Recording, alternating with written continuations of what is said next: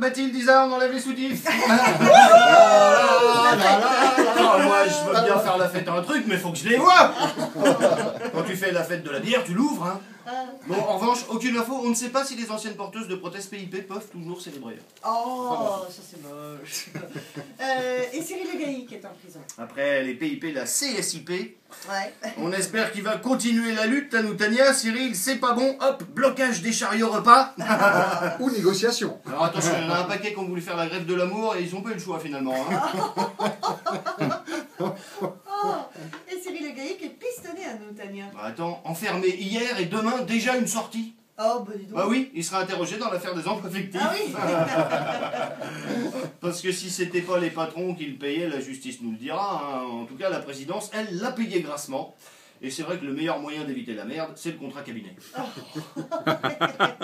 Et une journée de break dans le procès des emplois fictifs. Le président de la cour d'appel va pouvoir en profiter pour réviser le dossier. Hier, en début d'audience, il a dit à Gaston Floss, vous étiez président depuis 2004, hein, c'est ça? Oui, oui. Il n'est pas là depuis longtemps. Les hauts fonctionnaires français, à quelques exceptions près, quand on les envoie à Tahiti, c'est quand même pas les plus motivés, les mecs, la plupart du temps. Hein. Lisez le dossier, monsieur, vous avez la soirée encore. Et puis une autre blague hier. Un des anciens Tavana concernés, il n'avait pas d'avocat. Il était parti en vacances, son avocat. Début d'audience, alors ouais, il dit ouais, bon, alors j'ai pas d'avocat. Alors c'est Kinkis qui a pris le relais, tu vois. Pour l'aider quand même.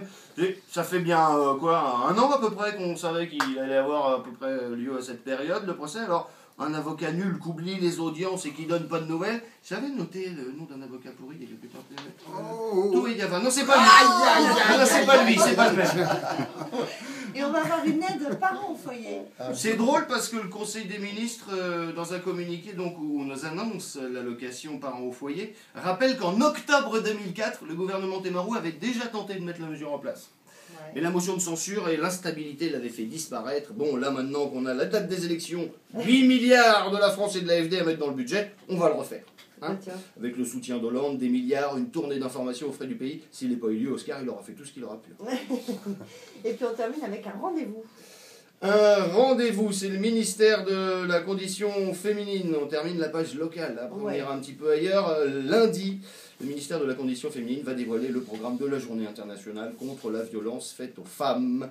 Il y a une conférence de presse donc lundi dans l'après-midi pour les maris violents qui nous écoutent. Vous avez encore de la marge, hein, c'est que le 25 novembre. Hein, là. Ça déchire.